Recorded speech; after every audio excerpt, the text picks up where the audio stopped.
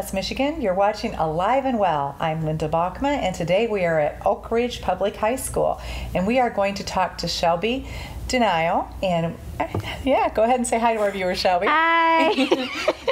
She's a little nervous, but she's going to do a great job for us. Shelby is a high school student here at Oak Ridge, and she has autism. She was diagnosed as a child, and we are going to talk about autism and how Shelby has learned to live with autism and doing very well with it.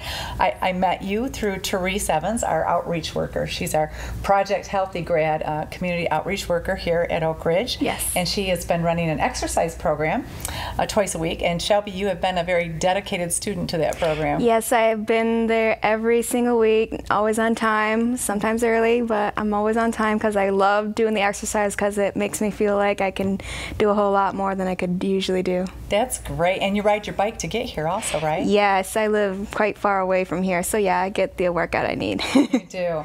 Well, Shelby, first let's talk about, tell the viewers what exactly you were diagnosed with. I was diagnosed with autism spectrum disorder. Okay. Which is like, there's different kinds of levels of autism. To mine, it's more like a mild to high because it's on the even. It's on the line, a verge of it. Okay. So not many of the kids who have mine, exactly not the normal like me. Okay, so autism spectrum disorder, and there is a variety of degrees of autism. Yes, and I was diagnosed with that one. And with that one, okay. And how old were you when you were diagnosed? I was 5 years old. I was in preschool or kindergarten around that. Okay, and what were the signs? What made your parents take you in and have you tested? Mostly it was on school and at home. They gave out really strong signals. Like every time you try to change something, even if it's just a minor, I would just be upset. Like I would cry, I would fuss, I wouldn't do nothing. You mean a change to your routine? So if your routine varied at all, you would get very distraught about that, very upset. Yes, and what to top it all off, it was the education and learning. Like everyone wanted to, when their teachers were just making us learn like spelling and all that, I didn't want to do that one bit. I was like, I would drift off. Even today, I still drift off to go to my own world, you know. Okay. Because I just don't want to be there. So tell me about, well, and you know what? A lot of kids don't want to be there. But there's other disorders but too. But mine's not, like, right. I have no control over it. That's true, yeah. And it is hard to control, I'm sure. And you've done a great job of it. Now, speech for you, how old were you when you started talking? As soon as I was diagnosed, they put me right on there. But I mean talking. Did you talk when you were... Didn't you start talking later than most children? I was talking very normal. It was just like I was always interrupt, or I didn't listen, or when to change the subject on time. So at 2 years old you were speaking, and at 3 years old you were speaking. Okay, all right. That's good to know. So yeah, and it's different for everybody. Some children, some of the early signs are that they're late in talking. So you were talking okay. But now, was understanding things confusing for you? Yes, even still, it's hard for me to understand sometimes to people. Okay. What exactly, can you give me an example of what you find most confusing? When someone like uses a new word, I would give them like this, like, what the heck are you talking about? Or like, if you start speaking new something, I would be like, I would just like walk off of you, because okay. I just don't want nothing to do with you. Okay. So what are some things are there some things that come easier for you? Yes, it is to speak and to listen to people. That was mostly it. Okay. The hardest thing for me was to just to change the subject, or just to even remember the person's name. To remember names, that's difficult.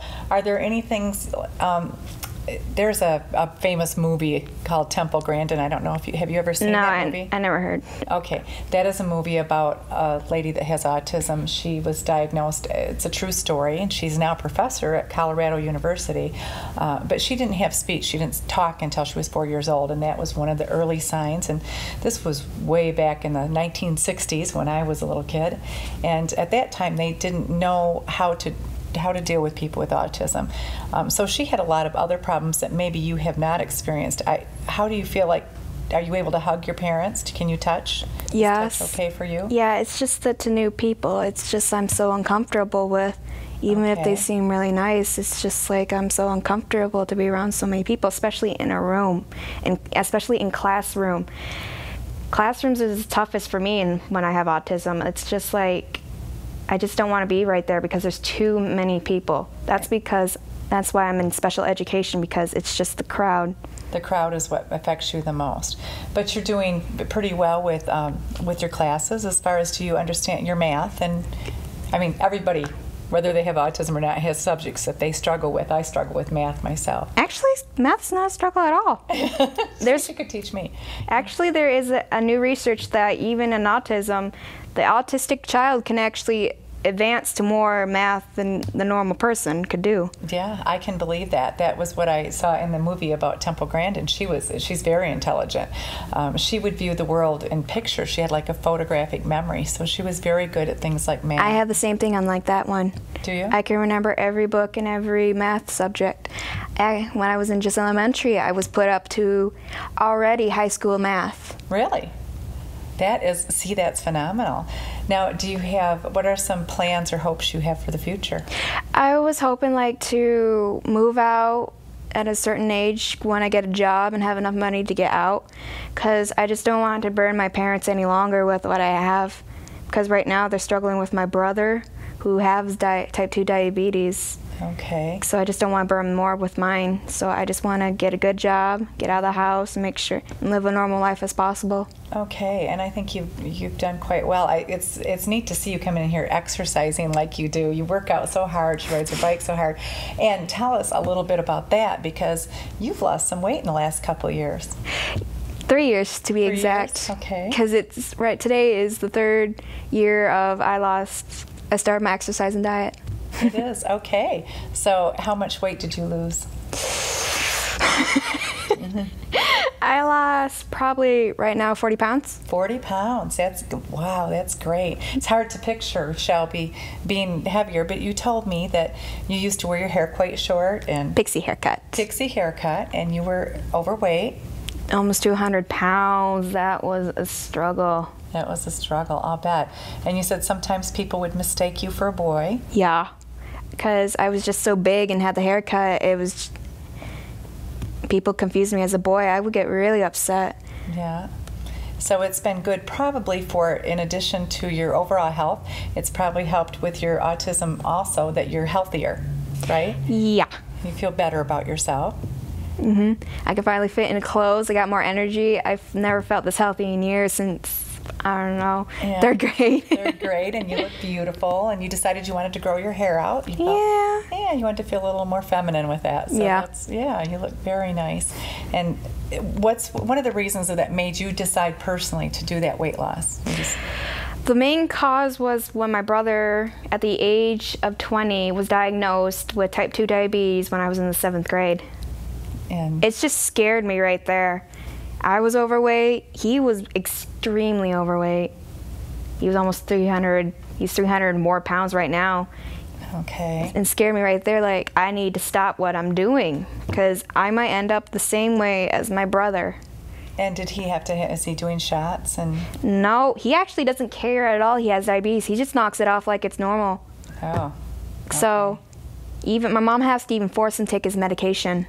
Okay, but for you just decided you wanted a healthier lifestyle than that, and so you just got that in your mind. I mean, because that's tough for anybody to do, to make a decision, follow through on it. So you changed your eating habits. Yes, I had to lay off a whole lot of things. The hardest part was just to lay off all the junk food, the stuff that everybody just loves. It was just extremely hard. Yeah, and you still don't. You told me you don't eat potato chips and you don't drink soda of any kind? Ice cream, sugary sweets, all that food. I just had to give it up. You did. You just gave it up. It was the hardest thing. Especially it can be harder for everybody just to give up all that food, because it's just what everyone calls the American food. It is it's our American diet. So how long, for instance, do you ever treat yourself once in a while to a soda or some chips? Or still, I don't do that. The only time I ever do is just like on birthdays, and that's it.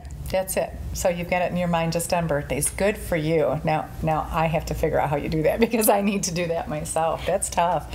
You just don't have to. The tip for me was just don't look at it and just put it away somewhere. I think that is a good tip. I have found that when I go over to my son's house, they have bags of chips and everything laying all over the counter. That's bad stuff. Boxes and bags. Don't have them on the counter at all. Because if they're there, it's really tempting. You're not alone. My parents do the same thing with that. And you managed to avoid that. Yeah, I just had to like put it away. Yeah. Just put it in a cupboard or somewhere where I know. Yeah, I can't see it. Blinders. Okay.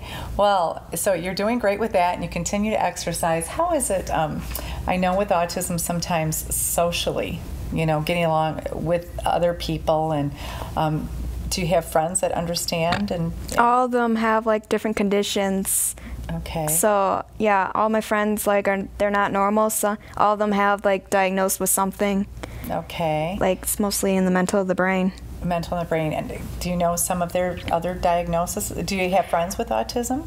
No, I do not have any friends. Oh.